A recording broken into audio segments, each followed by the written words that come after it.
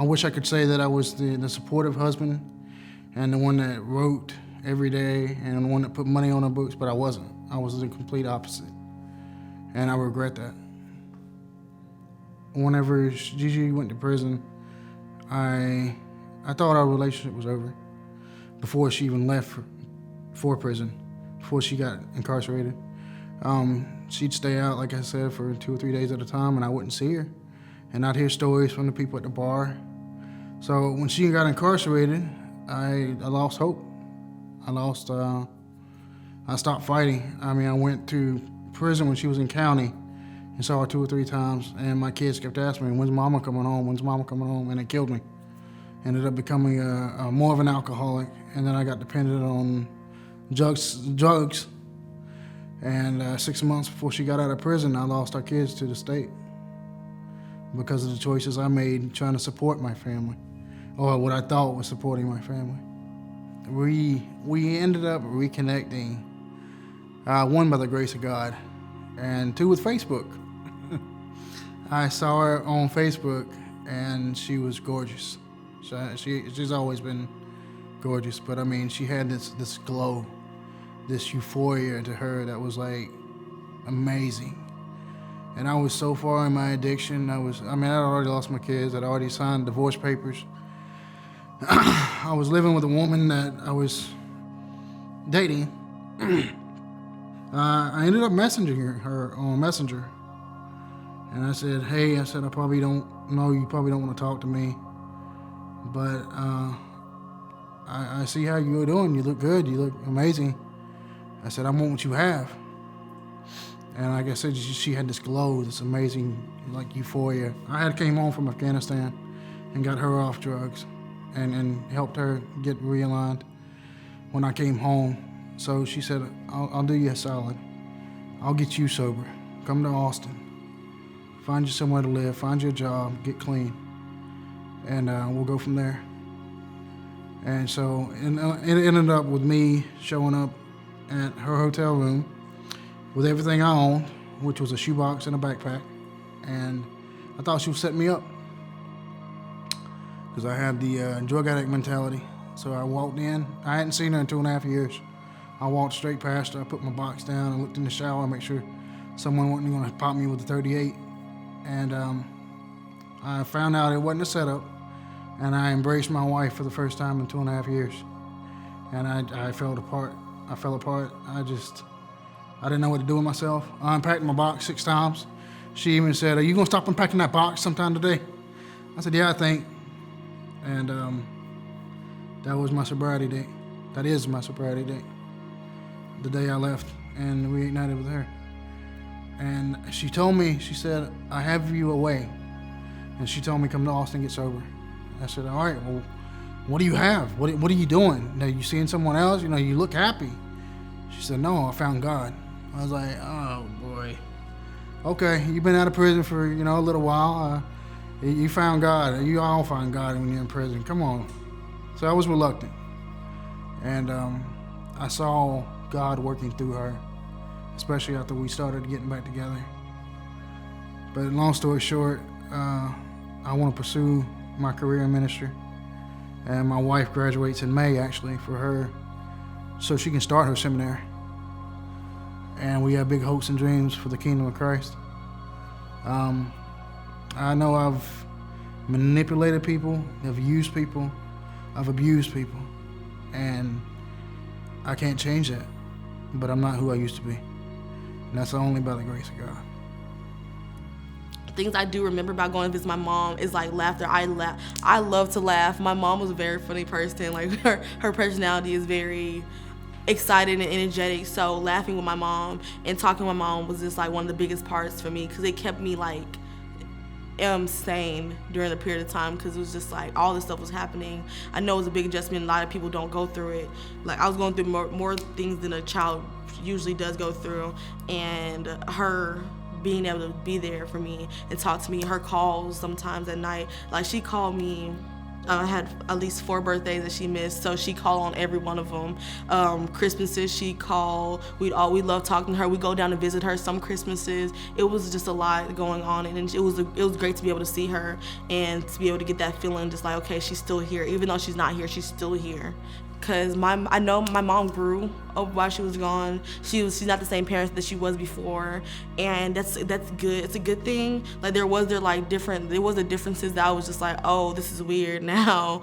But the parent people change. People change over time, and we have to understand that. Because me and my mom had to face the fact that I grew up. Because when she left, I was 9, and she came back, I was 13. And even now, she has to realize that those 5 years that she missed are gone, and I can't get those back. So me graduating, this is a 9-year difference from when she left is taking a toll on how she's adjusting to me growing up, because I'm my mom's baby and she's having a hard time with it. My brother was a hard time, but she's having an even harder time because I am the baby and everything. So me and my mom had a talk maybe about 5 weeks ago, and we were talking. I was like, Mom, I'm growing up. Hey, I'm not your little girl no more. I am still your little girl, but I'm not your little girl. It's a adjustment. So yeah, that was a big adjustment for us. You think that when your daughter is incarcerated that the only effect that it will have is on your family, your daughter and her family, but it affects every facet, every piece of your life. At friends that we'd had for years, that we'd raised our children together with, they had children the ages of all my children, and there was a break there. I'm trying to think about how to describe it other than the fact that the relationship was very different. It was as though we sort of had to learn a new way of relating to each other, because now we had a daughter who had committed a crime, and a crime that required incarcerating. Women who are still incarcerated, one of the things I would encourage them to say is, or I would encourage them to remember, their families feel a certain amount of incarceration also. The family is a victim. Yes, the family is walking around in freedom, but there is still a victimization that takes place with that family. When I think about the price that we paid in friendships that we lost, and friendships that you may continue to lose over the years, the price that is paid in the sacrifice of time when we come to visit.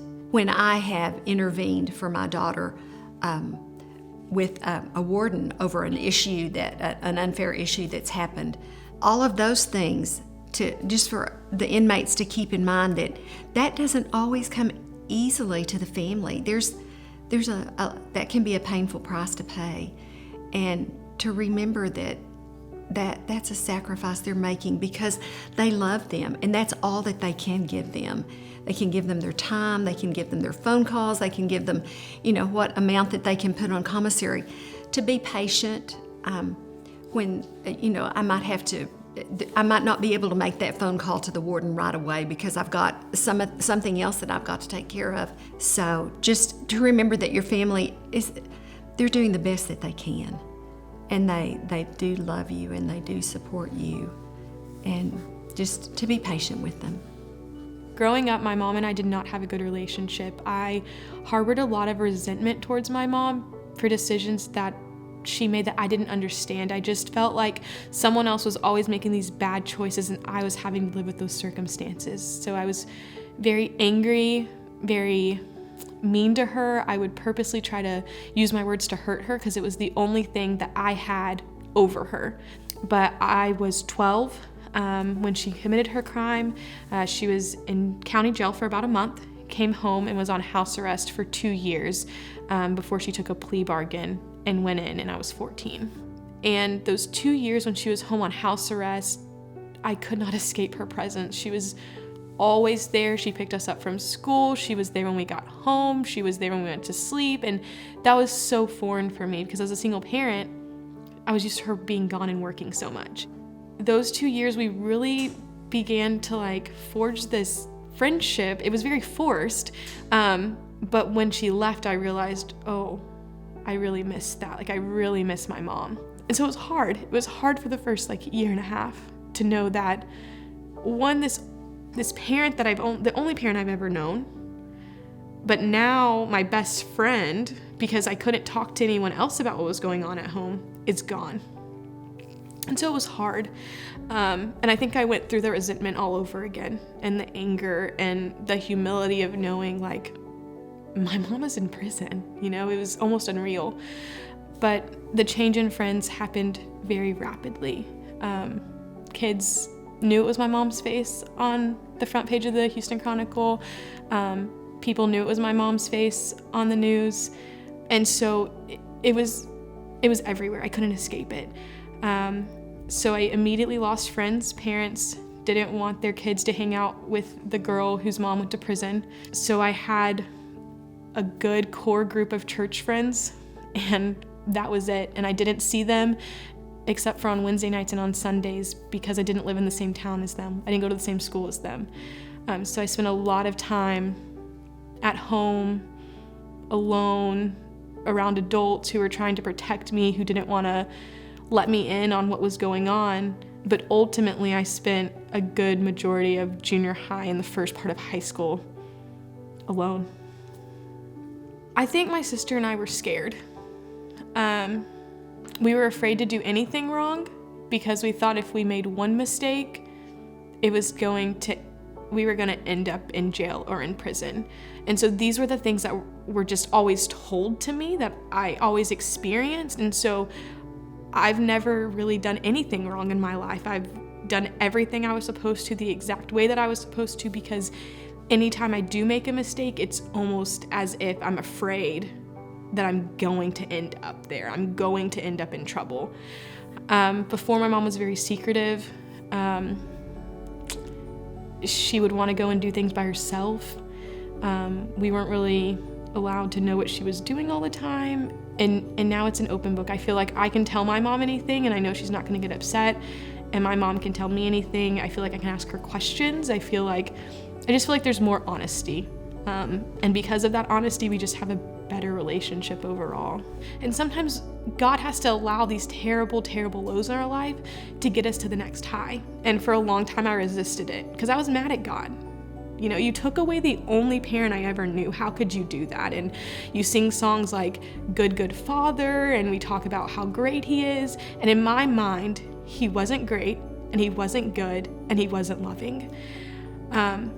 And just through the people that around me just loving me and accepting me for who I was and not asking me questions and just being there, I realized he is a good, good father, and he loves us so much more than we could ever imagine. And sometimes love means allowing hard things in our lives. And it's hard to think that my mom going away was the biggest blessing in my life, but ultimately it's what drew us closer to him, and I'll forever be grateful for that experience.